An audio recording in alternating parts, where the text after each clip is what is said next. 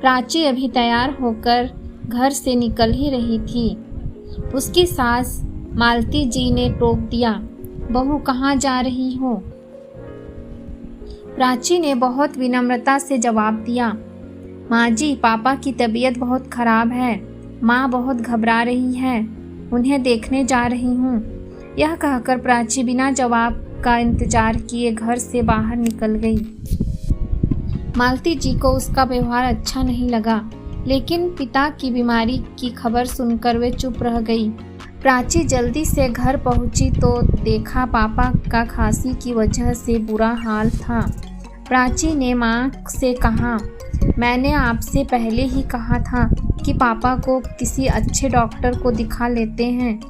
खांसी बढ़ती जा रही है, लेकिन आप दोनों किसी की सुनते नहीं हो। तुम पापा को संभालो, मैं ऑटो लेकर आती हूँ, हम बड़े हॉस्पिटल चलेंगे। प्राची पापा को लेकर अस्पताल पहुँच गई।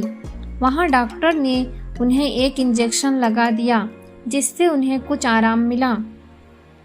डॉक्टर ने प्राची से कहा, देखो अभी तो हम इन्हें एडमिट कर रहे हैं, कल इनके सारे टेस्ट करेंगे, उसके बाद ही ठीक से इलाज शुरू होगा। प्राची पापा को एडमिट कराकर घर पहुंची तो उसके पति अमित उसकी प्रतीक्षा कर रहे थे।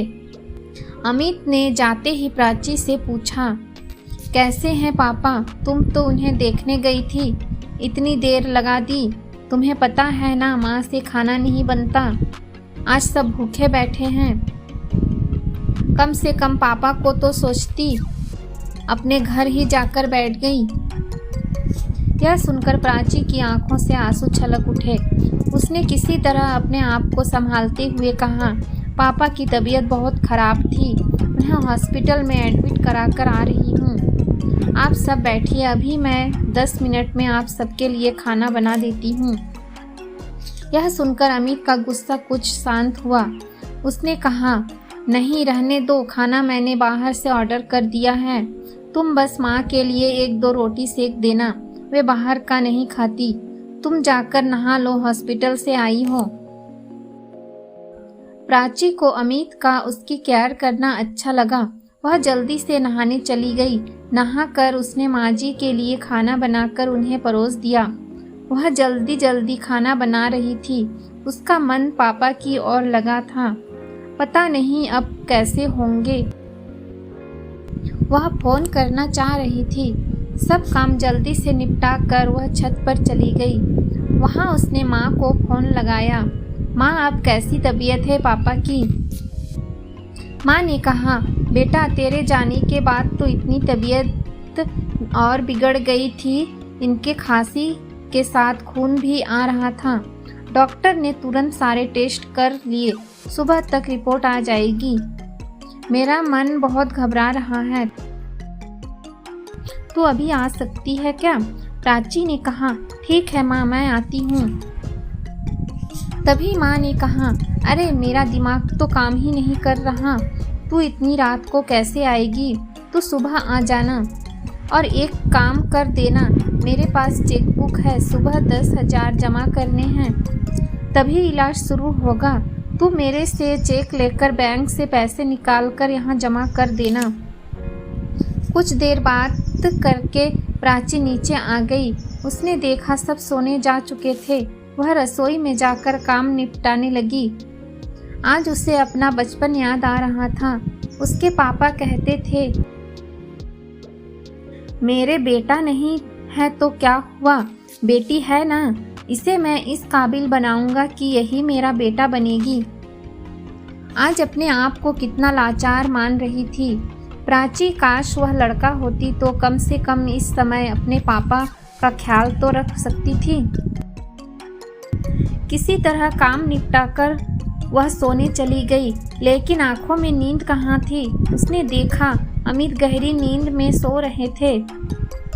सुबह वह जल्दी उठ गई। सबके लिए नाश्ता बनाकर अमित का लंच पैक करके वह निकलने के लिए तैयार हो रही थी। तभी उसने देखा कि उसकी अलमारी में 10,000 रुपये पड़े हैं, जो अमित ने परसों घर खर्च के लिए दिए थे। प्राची ने सोचा कुछ सोचकर पैसे पर्स में रख लिए और हॉस्पिटल पहुंच गई। वहां उसने पैसे जमा कर दिए। पापा के पास पहुंची तो देखा पापा कुछ ठीक लग रहे हैं। वे प्राची को देखकर मुस्कुरा दिए।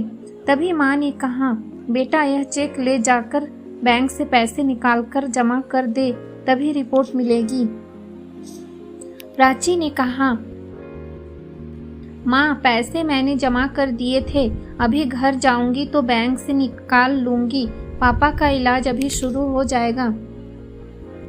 यह सुनकर माँ ने कहा, अरे बेटा तूने यह क्या किया, तेरे ससुराल वालों को पता लगा तो ना जाने तुम्हें कितना भला बुरा सुनाएंगे।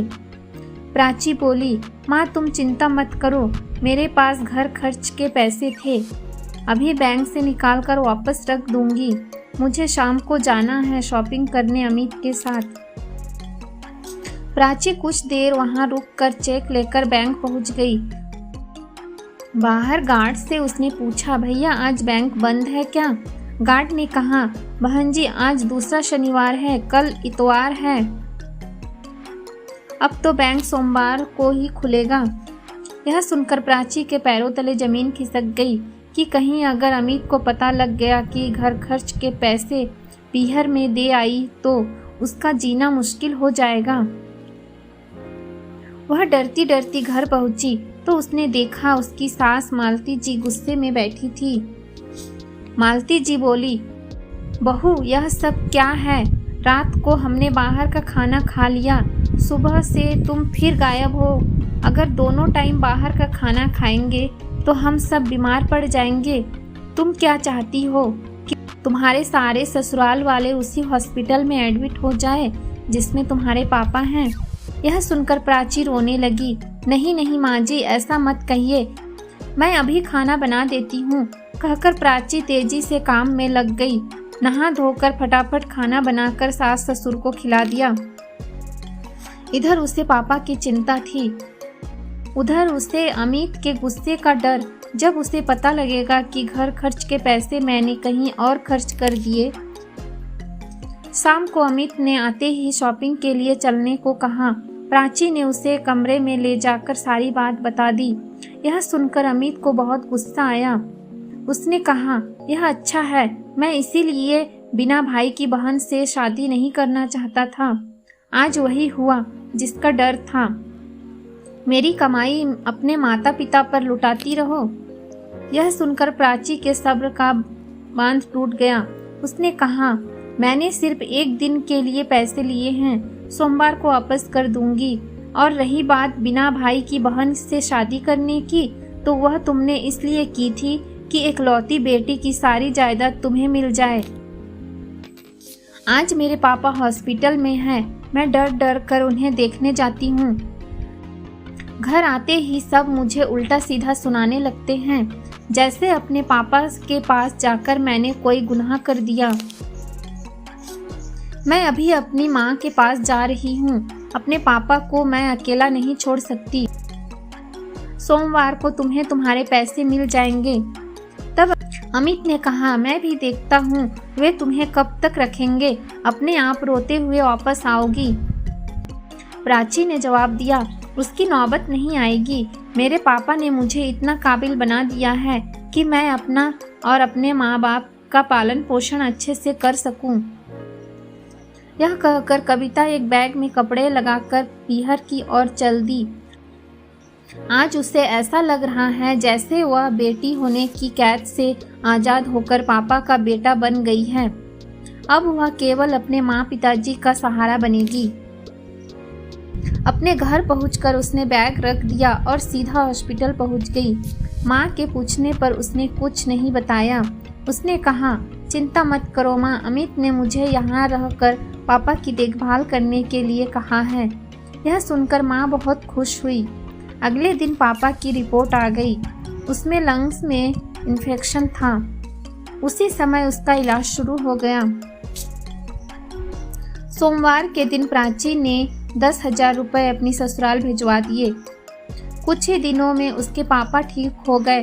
प्राची ने इसी बीच एक नौकरी ढूंढ ली थी। जब उसके पापा घर आ गए तो उसने सारी बात उन्हें बता दी। पापा ने कहा, बेटा हम अपना ध्यान रख लेंगे, तू अमित से बात करके वापस लौट जा। प्राची बोली, पापा मैंने घर आपकी वजह से नहीं, अपने आत्मसम्मान के कारण छोड़ा है। अब मैं बेटा बनकर आपकी सेवा करूंगी, आप परेशान ना हो। आपको क्या लगता है प्राची का यह निर्णय सही है या गलत? कमेंट में ज़रूर बताएं और कहानी पसंद आए तो इस चैनल को सब्सक्राइब और लाइक ज़रूर करें। आपका कीमती समय देने के लिए बहुत बहुत धन्यवाद।